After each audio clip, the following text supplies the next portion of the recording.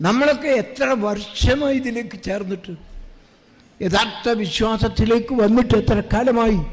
നമ്മൾ മുഖേന ആരാണ് ഹിദായത്തിലേക്ക് വന്നത്? ഞാൻ എൻ്റെ പ്രസംഗത്തിൽ ഒരുപക്ഷെ അവസാനമായി എന്നിൽ നിന്ന് കേൾക്കുന്ന ശബ്ദമായിരിക്കാം ഇത്. നിങ്ങളോട് ചോദിക്കുന്നത്, നിങ്ങളിതിലേക്ക് വന്നു, രക്ഷപ്പെട്ടു, അൽഹംദുലില്ലാഹ്, നിങ്ങൾ മുഖേന ആരെങ്കിലും വന്നിട്ടുണ്ടോ? അതാണ് ദഅവത്ത്. നിങ്ങൾ മുഖേന ആർക്കെങ്കിലും ഹിദായത്ത് ലഭിച്ചിട്ടുണ്ടോ? നിങ്ങളുടെ ഭാര്യ ഇപ്പോഴും ശിർക്കിലും ബിദ്അത്തിലുമാണോ? നിങ്ങളുടെ ഉമ്മ അങ്ങനെയാണോ ജീവിക്കുന്നത്? എങ്കിൽ നിങ്ങളുടെ ദഅവത്ത് വീട്ടിൽ നിന്ന് ആരംഭിക്കണം.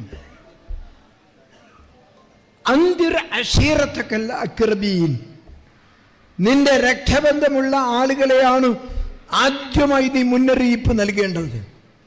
പ്രവാചകൻ സല്ലല്ലാഹു അലൈഹി വസല്ലമിന്റെ ഒരു അനുഭവം നിങ്ങൾ നോക്കുക.